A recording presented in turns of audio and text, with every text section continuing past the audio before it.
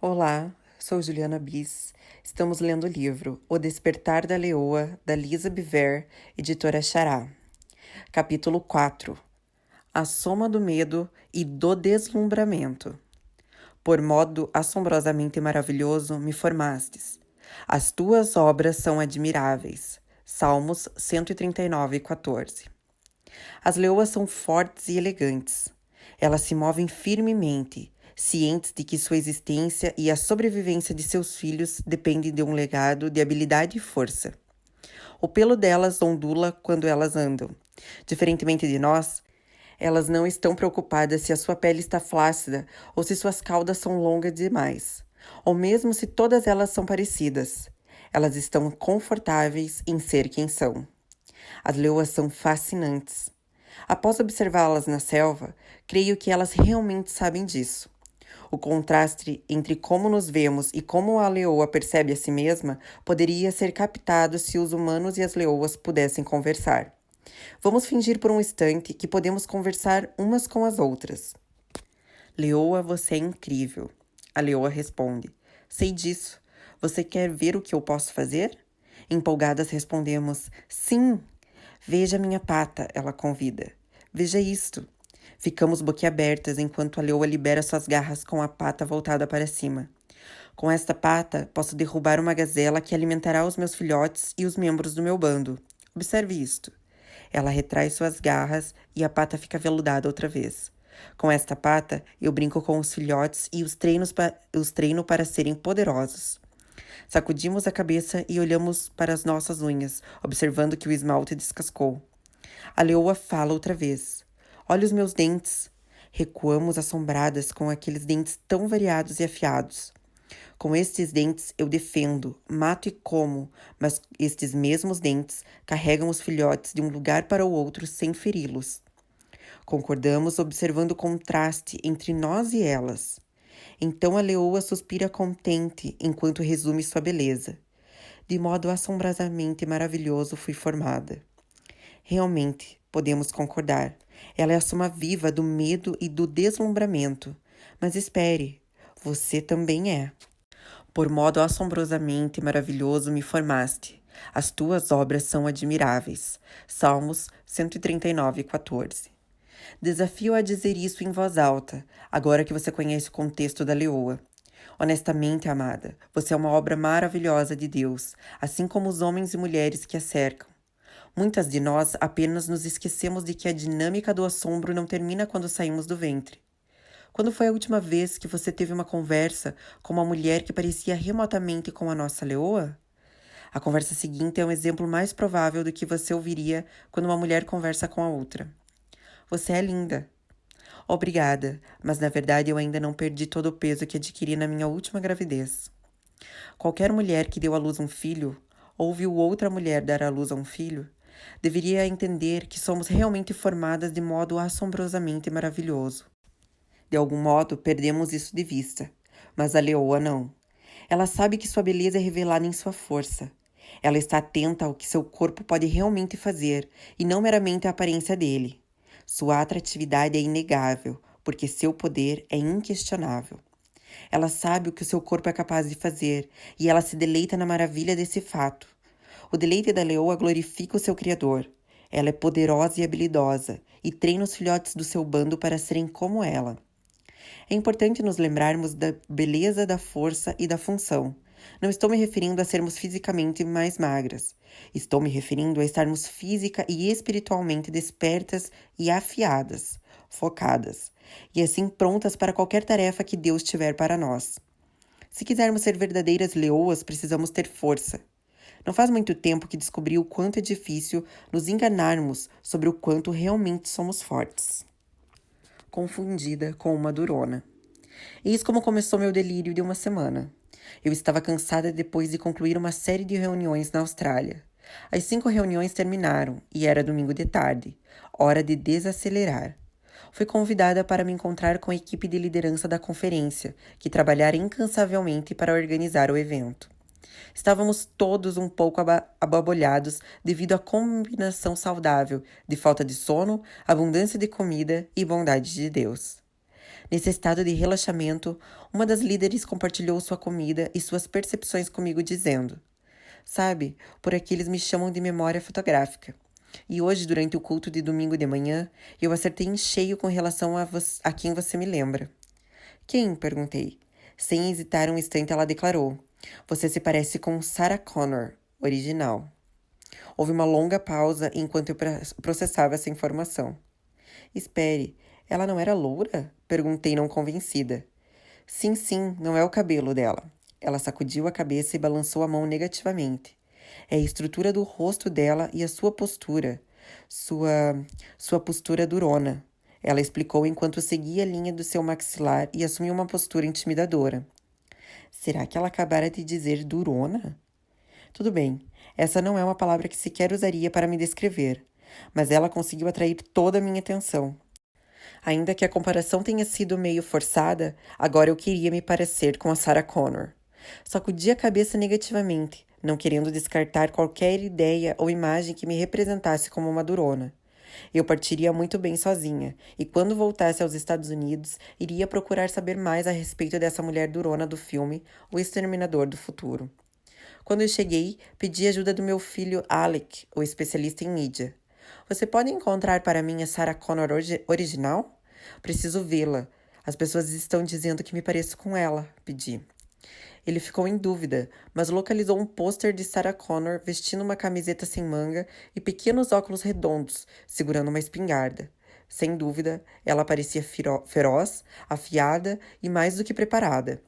Não posso dizer que me identifiquei imediatamente ao seu lado maternal. Isso era importante para mim porque eu falo sobre tópicos como cuidado e criação de filhos. Mas, no entanto, ser maternal não tinha tudo a ver com a situação dela? O que poderia ser mais maternal do que ser durona e saber como lidar com uma arma se o propósito da sua vida é proteger seu filho de assassinos robóticos?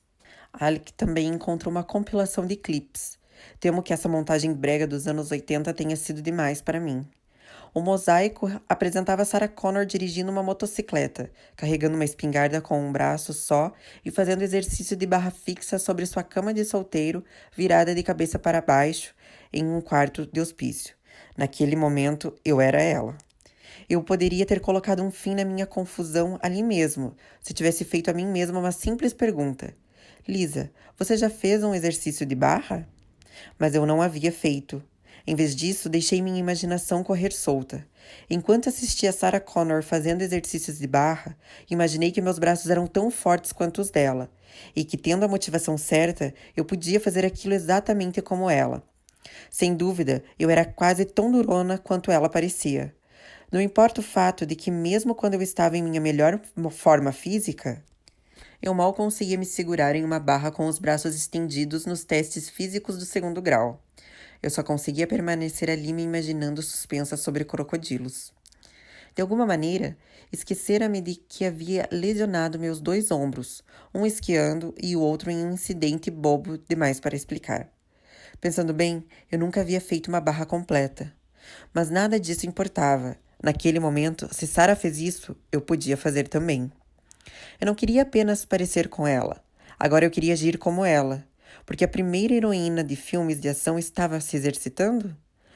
Quando o momento de sua libertação chegasse, ela estaria forte e pronta para resgatar e proteger seu filho. Uau! Amo mulheres que sabem usar os períodos de dificuldade para adquirir força. Sarah e eu? Ora, éramos quase irmãs. Em meio a esse delírio, fiz algo que nunca havia feito. Liguei para a academia do bairro. Lembrei-me de ter ouvido a respeito de um treinador incrível e perguntei por ele pelo nome. A recepcionista da academia me pôs em contato com ele. Eu mal podia conter minha empolgação quando perguntei se Robert tinha algum horário em aberto naquele dia. Imaginei que algumas sessões de treinamento particular, talvez 3, 4, e Sarah e eu seríamos como gêmeas. Sim, gêmeas. Mesmo com uma cor de cabelo diferente, porque eu me recusava a me tornar loura. Eu estava disposta a me exercitar para que os nossos braços esculpidos e durões pudessem refletir uns aos outros. Robert concordou em me ver dentro de algumas horas para uma avaliação. A palavra avaliação deveria ter me dado motivos para parar, mas isso não aconteceu. Desliguei o telefone, enchi-me de energia e pedi a Alec para criar uma lista de músicas e exercícios com ritmo forte para mim, mas que tivesse letras limpas, sem expressões pesadas. Quando as músicas estavam prontas, anunciei: Vou para a academia. Quem quer ir comigo? 2 filhos surpresos apareceram e fomos para a academia. Com meu iPod recém-carregado, comecei a sacolejar enquanto caminhava até a academia. Talvez da próxima vez eu vestisse uma camiseta sem mangas, para facilitar o meu treinador a fazer a conexão com Sarah Connor. No meu entusiasmo, cheguei um pouco mais cedo e vi meu futuro treinador à distância.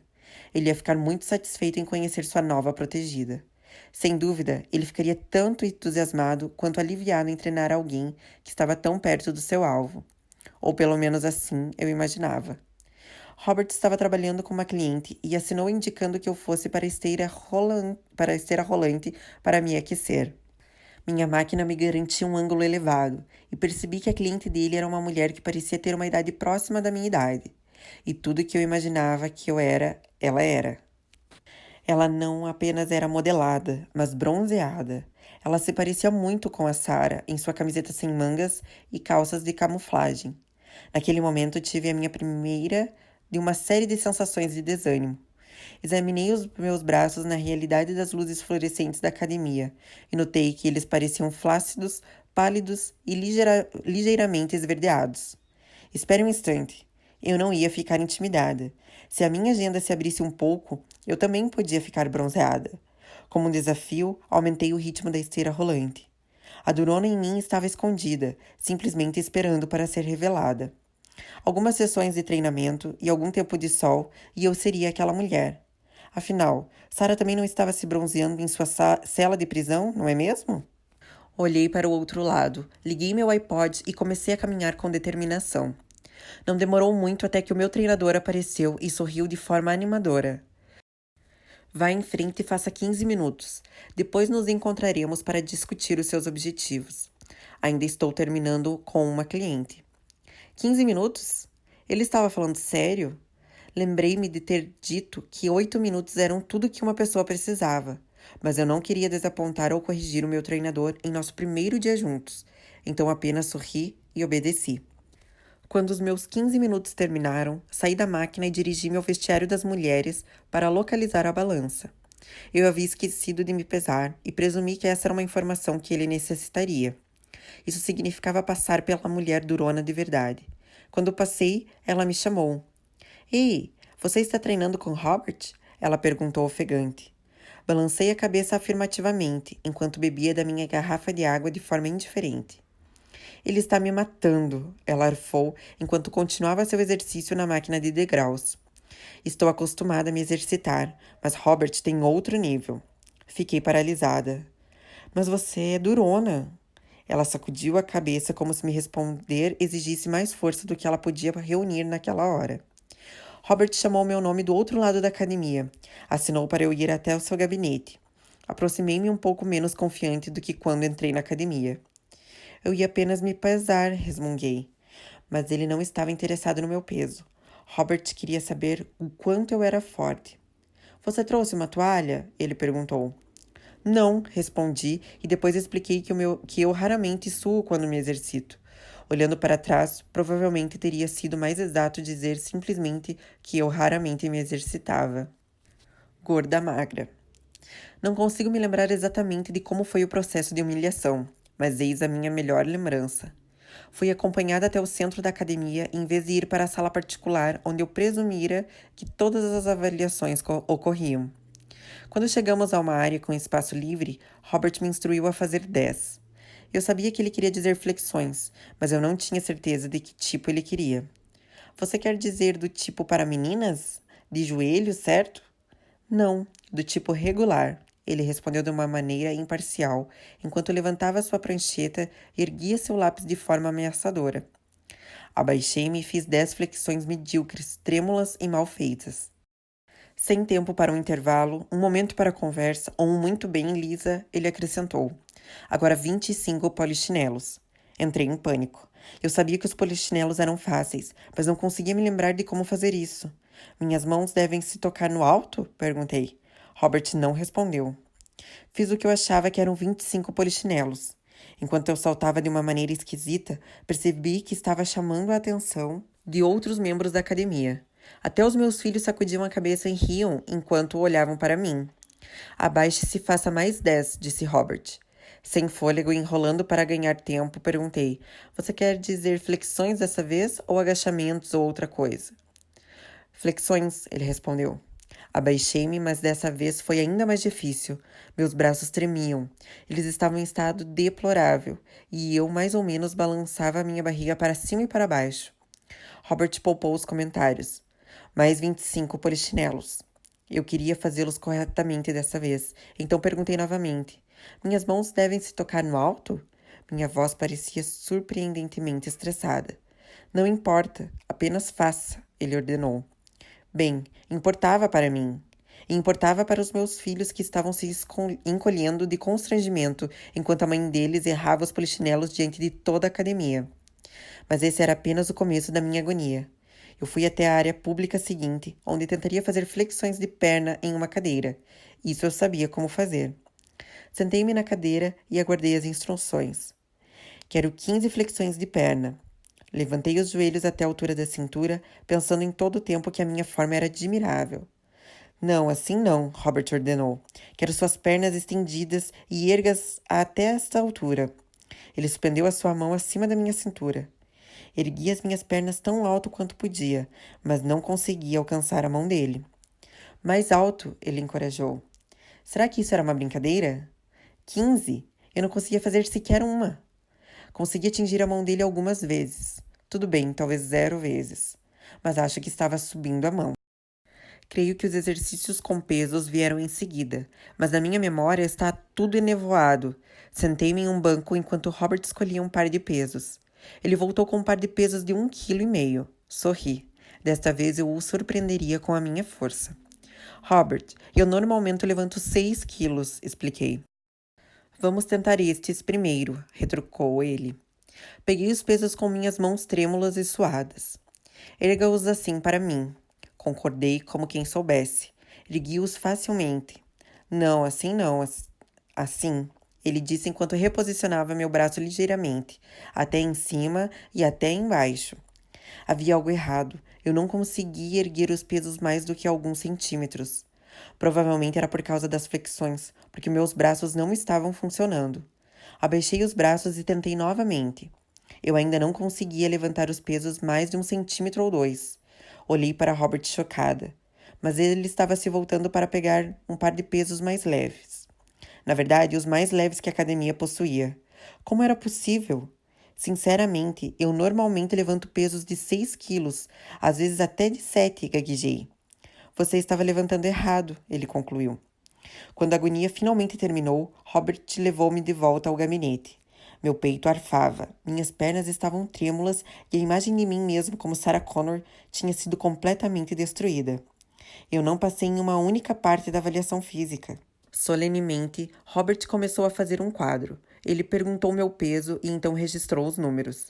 Ele perguntou se eu havia sofrido alguma lesão e marcou a figura unissex na folha. Expliquei que eu estava tendo problemas com meu joelho esquerdo e com meu ombro direito. Minhas lesões foram anotadas. Então ele me entregou o meu castigo. Um aparelho portátil que parecia tão inocente como um controle de Nintendo. Segure isto diante do seu corpo com as 2 mãos, Robert instruiu.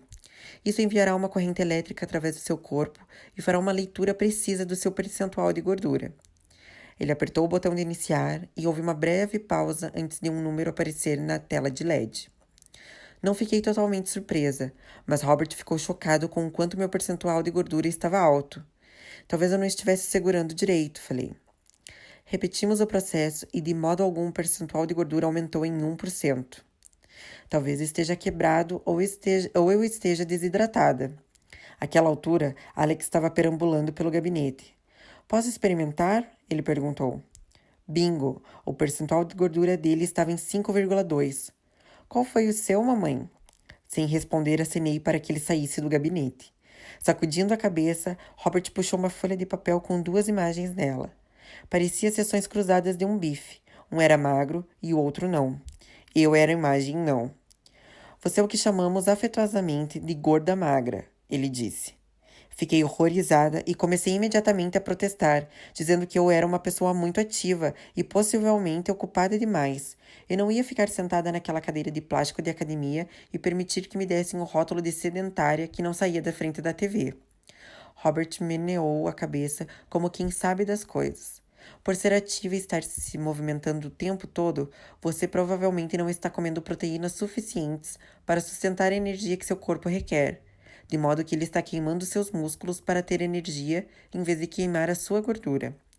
Notando meu estado de choque, ele continuou: É como comer um bife. O que você faz? Você corta fora a gordura e então come a carne. O seu corpo é igual. Ele está comendo a carne, que são os seus músculos, e quando você perde músculos, perde força. A única maneira de recuperá-los é por meio do treinamento de resistência, que reconstrói a sua musculatura. Ele ainda piorou as coisas apontando algumas mulheres que eram consideravelmente maiores do que eu e me disse que, embora todos pudessem pensar que o percentual de gordura delas fosse mais elevado, o meu provavelmente era mais elevado que o delas. Ele também determinou que a maior parte da minha gordura, agora estou ficando realmente vulnerável aqui, não estava na minha parte do meio ou das minhas coxas, estava nos meus braços. Infelizmente, o lugar onde eu imaginava que fosse mais durona era a minha pior área. Todas as imagens de Sarah Connor e eu fazendo barra juntas se foram. A verdadeira escolha agora estava diante de mim. Será que eu queria continuar a queimar músculos e aleijar o meu futuro potencial de força? Eu estava feliz com o título de gorda magra ou falsa durona? Ou estava pronta para me tornar verdadeiramente forte? Em meio ao meu constrangimento, decidi ser forte. Para mim, nunca foi problema vestir bem as roupas. Uma gorda magra consegue fazer isso. Mas o meu problema tinha a ver com localizar a fraqueza e transformar áreas corporais vulneráveis em fontes de energia e poder. Eu não precisava perder peso, eu precisava ganhar força. Percebi que apenas o peso não era um reflexo exato da minha composição. De que eu era feita? Quando as coisas ficassem feias, eu teria força para resistir ao teste? Eu podia correr em explosões breves, desde que o terreno não fosse inclinado. Mas se houvesse um acréscimo de distância ou resistência, eu desabava. Por quê? Porque estava fraca demais para suportar o fardo do peso acrescentado. Eu podia levantar apenas pequenas quantidades de peso em algumas posições limitadas. Foi por isso que eu não consegui levantá-los quando Robert colocou o peso em uma posição diferente. Minha força falhou quando ele isolou um grupo muscular que estava fraco e vulnerável por falta de uso. Houve uma tamanha mudança na minha atitude que, mesmo enquanto digito essas palavras, quase tenho de lutar contra o ímpeto de me exercitar. Fui para a academia para que confirmassem que eu era durona e não para ouvir que eu era fraca. Não gostei do que ouvi.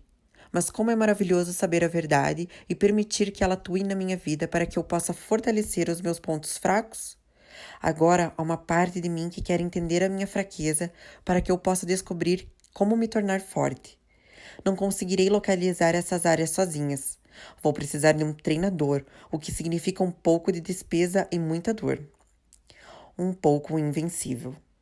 Depois desse encontro, comecei a me perguntar quantas de nós somos gordas magras, não fisicamente, mas espiritualmente. Parece que estamos em forma, mas se formos acrescentado muito peso às nossas vidas, não conseguiríamos suportá-lo. Nós nos saímos bem andando em superfícies planas em um ritmo confortável, mas a vida não é uma esteira rolante que nós controlamos. Estamos em um caminho com Deus e sinto que a inclinação e a velocidade estão aumentando. Por que compartilhei isso com você? Porque acredito que o corpo de Cristo está no limiar de uma reconstrução física total e de uma ascensão invencível. Mas essa ideia não é apenas minha. Deus diz: Em pé, filha de Sião, sejam debulhados e limpos de palha, sejam refinados e livres da escória. Estou refazendo vocês, transformando-os num povo invencível. Miqueias 4:13. Observe que Deus não disse invisível, ele disse invencível. As filhas de Deus devem ter uma presença poderosa nessa terra. Há quanto tempo você não se sente invencível? Talvez há muito, muito tempo, quando você corria e brincava como uma menininha. Você não foi feita para se esconder no escuro e esperar por um escape. Você foi feita para ser uma portadora da luz e da esperança.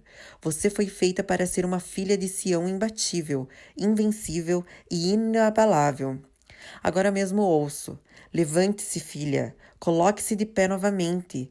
Deus quer você invencível. Com muita frequência, desenvolvemos força espiritual nos tempos de peneiramento e refino. O capítulo 4 de Miqueias nos ajuda a entender como poderia ser esse verdadeiro exercício de levantamento de peso. O Eterno dará a você uma nova vida. Ele a salvará dos seus inimigos. Mas vamos ao que importa no momento. Eles estão prontos para atacar você. Os povos pagãos estão dizendo: podem chutá-la quando estiver no chão, podem violentá-la. Queremos ver Sião se arrastando no pó. Esses blasfemadores não têm ideia do papel do Eterno em tudo isso. Eles nem sabem o que é povo do Eterno sendo formado, que eles estão sendo debulhados, que o ouro está sendo refinado. Versículos 10 ao 12. Amo a promessa que está contida nessa passagem. Quando você está para baixo, quando parece que os seus inimigos estão se aproximando para a matança, Deus está trabalhando, refinando você como o ouro. Deus usa a dificuldade como um catalisador para tornar o seu povo puro, precioso e sustentável. Às vezes, quando a mídia ou os indivíduos criticam os cristãos, há um pouco de verdade no que eles dizem. Deveríamos receber essas críticas com humildade e avaliá-las para calcular o que é verdadeiro nelas. Se alguém diz que somos duras, julgadoras ou não amorosas, em vez de rejeitar essa avaliação de primeira, deveríamos dar uma olhada em nós mesmas à luz da palavra de Deus. Deveríamos nos examinar e pedir desculpas quando necessário. E depois as acusações ultrajantes do nosso inimigo, o diabo. Às vezes os ataques dele são mentiras claras, como quando o nosso Senhor é blasfemado. Outras vezes os ataques são puramente malignos, como quando diz aos filhos de Deus para denunciarem o seu Senhor ou quando eles são condenados à morte. Imagine a Inquisição aqui. Esses ataques não devem ser negociados, mas vencidos com declarações ousadas da verdade e da fidelidade de Deus. Vemos isso ilustrado no livro de Apocalipse. Eles o derrotaram por meio do sangue do Cordeiro e pela ousada palavra do testemunho deles. Eles não amaram a si mesmos, estavam ansiosos para morrer por Cristo. Apocalipse 12, 11. Quando li Miqueias 4, 13, foi como se eu ouvisse Deus gritar: basta! Vocês pensaram que tinham destruído o meu povo, mas não o destruíram. Em vez disso, vocês o prepararam. Israel é o nosso exemplo. Quando os israelitas se desviaram, seus inimigos se levantaram com força contra eles, e essa dificuldade funcionava como um processo de refino na vida deles. E exatamente quando os inimigos imaginavam ter vencido, Deus revelava o seu povo, refeito e triunfante. Traídas pelo excesso de atividade. Então, como começamos esse treinamento de força? Começamos com uma avaliação honesta do nosso estado coletivo e individual. O termo gorda magra parece quase gentil em comparação com as palavras do treinador Jesus. Você leu as avaliações dele no livro de Apocalipse? Apenas 2 das 7 igrejas passaram no seu teste de força rigoroso. Eis 2 das avaliações daquelas que não passaram no teste. Veja o que você tem feito. Você tem reputação de ser dinâmico, mas a verdade é que está morto, sem vida como uma pedra. Ponha-se de pé, respire fundo, talvez ainda haja vida em você. Mas não dá para confirmar isso examinando o que você faz, pois nada da obra de Deus foi realizada. Sua condição é desesperadora. Pense no dom que você já teve nas mãos, a mensagem que você ouviu e apegue-se outra vez a ela. Volte para Deus. Apocalipse 3, do 1 ao 3. Assim como toda a minha atividade física diminuiu a minha força muscular, em vez de aumentá-la, a atividade espiritual também não constrói força espiritual. Ela nos distrai e nos suga para a obra de Deus. Novamente, Jesus mapeia o progresso da igreja. Conheço você por dentro e por fora, e vejo pouca coisa que me agrade. Você não é frio e também não é quente. Melhor que fosse frio ou quente. Você está estragado, apodrecido e me causa ânsia de vômito. Você alardeia, Eu sou rico, faço e aconteço, não preciso de nada nem de ninguém. Mas você é desprezível, um mendigo cego, esfarrapado e sem casa. Apocalipse 3, 15 ao 17. O que é isso? Deus está chamando pessoas que vivem em casas de sem teto e pessoas ricas, de estragadas e apodrecidas? Ambos os grupos de pessoas se viam de um jeito, mas Jesus os chocou com uma revelação do seu verdadeiro estado.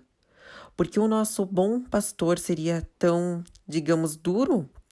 Ele mesmo responde a essa pergunta. Costumo chamar à responsabilidade aqueles a quem amo, para incentivar, corrigir e guiar, para que vivam da melhor maneira. Levante-se então, faça meia volta, busque a Deus. Apocalipse 3:19. Deus é honesto com relação ao nosso estado espiritual porque nos ama. Ele nos treina para que possamos viver a vida em nosso nível máximo. Para realizar essa transformação, Jesus está disposto a nos chocar para que verdadeiramente entremos em ação. Não há necessidade de responder à sua advertência com vergonha, culpa ou condenação. Em vez disso, vamos ficar de pé, dar meia volta e correr com força para Deus. Equilibrando o peso. Mencionei que o meu ombro esquerdo e o meu joelho esquerdo estavam me causando problemas. Durante a minha avaliação, eu soube por quê. Eles me causavam dores porque todas as vezes que eu saía de viagem, carregava minhas malas usando exclusivamente o lado esquerdo do meu corpo. Com o descanso, meu ombro esquerdo e meu joelho esquerdo tiveram condições de se curar, e com o exercício, o lado esquerdo ficou mais forte. Mas usando ambos os lados do meu corpo para carregar as minhas malas e o meu computador, coloquei meu corpo novamente em equilíbrio. Quantos de nós estamos lesionados espiritualmente porque arrastamos bagagens ou usamos apenas um lado do nosso corpo para carregar o peso? Isso não apenas reflete a necessidade de tanto homens quanto mulheres, ou seja, os dois lados do corpo de Cristo, carregarem o peso, mas também mostra como nós, como indivíduos, deveríamos fortalecer todo o nosso ser, espírito, mente e corpo. É hora de pararmos de proteger as nossas velhas lesões e de avançarmos com Deus. No Salmo 144, Deus pinta uma linda imagem de quando seus filhos e filhas carregam ambos uma parte do peso e suportam o fardo espiritualmente falando. Que nossos filhos sejam, na sua mocidade, como plantas viçosas, e nossas filhas como pedras angulares, lavradas como colunas de palácio. Versículo 12. A New Living Translation diz: que nossos filhos floresçam na sua juventude. Pense nisso, uma geração de filhos que estão florescendo, o que significa aumentando, prosperando, florindo e exibindo a bondade de Deus enquanto são jovens. Que contraste com o que fomos treinados para esperar. Homens na adolescência e na casa dos 20 anos de idade que desperdiçam a força e a vitalidade da juventude. As filhas são escritas aqui como colunas. Procurei a definição de coluna e descobri que essa palavra tem dois significados centrais. O primeiro descreve um sistema de suporte, como um pilar, um poste, um mastro, uma escora ou uma estaca. A segunda definição principal de coluna é líder. Sob esse nome encontrei todas as mesmas palavras listadas. Creio que Deus está pintando um quadro arquitetônico da sua casa nessa passagem. Será que nós, mulheres, estamos prontas para sermos usadas para algo mais além de decoração? Estamos prontas para sustentar o teto da casa de Deus? O que nos leva de volta à questão da força e do treinamento necessário para atingir isso. Correr para vencer, é para isso que os bons atletas treinam duro. Eles fazem isso por uma medalha de ouro, que perde o brilho e o valor, mas vocês estão atrás da medalha que nunca envelhecerá. Não sei sobre vocês, mas eu estou correndo a toda a velocidade rumo à linha de chegada. Estou dando tudo de mim. Nada de pegar leve. Estou alerta e preparado. Não vou ser apanhado dormindo no ponto. Depois de mostrar o caminho para os outros, nem posso pensar que eu poderia perder. 1 Coríntios 9, 24 ao 27. A mensagem. Colocando de lado as nossas antigas limitações. Nunca fui uma boa atleta. No colegial eu nadava na equipe da natação porque amava a água. lasanha e dormir na casa das amigas, mas eu nunca nadei para vencer. Eu só nadava até a chegada. Estava contente com o terceiro ou quarto lugar. Eu apenas não queria ser a última. Detestava tantos encontros de natação que ficava doente antes de cada evento. Para me recompor, eu dizia a mim mesma: apenas nade com força por 1 minuto. Então tudo vai terminar e você poderá voltar para suas amigas. Felizmente nunca percebi que a minha equipe precisava de mim. Eu só pensava em mim mesma, nos meus medos, na minha falta de ímpeto. Por nunca pensar nas minhas colegas de equipe, eu nunca me esforçava. Nunca esperava vencer, e assim eu nunca vencia. Eu não era um ativo para o meu time, era um passivo. Olhando para trás, creio que eu tinha mais medo de vencer do que de perder. Se eu me destacasse, teria de continuar me destacando, e eu não estava disposta a pagar o preço para fazer isso. Eu tinha tanto medo que se desse tudo de mim e ainda deixasse a desejar, seria doloroso demais. Então eu dava 70 a 80%, mas não mais do que isso. Eu realmente não sei por que fiz essas escolhas naquela época, mas sei que a apatia não é mais aceitável para mim hoje, particularmente a apatia espiritual. Quando despertei para o fato de que a minha vida envolvia mais do que eu e o que era meu, comecei a avançar e a me esforçar contra todas as minhas antigas limitações. Para despertar uma leoa, você precisa fazer o mesmo. Você pode falhar nas primeiras tentativas de desenvolver força, mas isso também faz parte do processo de aprendizado. Não conheço ninguém que faça alguma coisa perfeitamente na primeira vez. Em 2 Pedro 3, 1, 7, a Bíblia diz: manter a sua mente em estado de atenção. Deus está pronto para agir, para falar outra vez e para dar o sinal. Observe que você está encarregado de manter a sua mente atenta. Todos os dias você tem o poder de escolher se vai estar atento e focado ou distraído e apagado. Este é um tempo de se estar em estado de alta prontidão, porque o nosso Deus se aprumou. Ele está posicionado para tornar o que está certo e o que está errado no mundo. Ele está pronto e preparado, certo da vitória. Quando o nosso Deus Altíssimo der o sinal, será que você estará como uma leoa forte, flexível e pronta para atacar? Permita que o Espírito Santo avalie a sua força à luz da palavra de Deus e permita que a dificuldade se torne uma sessão de treinamento, sabendo que você pode se levantar dela como alguém invencível. Permita que o peso da palavra de Deus e a têmpera e o treinamento do Espírito Santo vivifiquem e desenvolvam as áreas frágeis ou feridas da sua vida. Mude o foco da sua aparência e das suas roupas para quem você é no seu espírito. Acima de tudo, não tema a sua força. Como a leoa, glorifique a Deus com ela.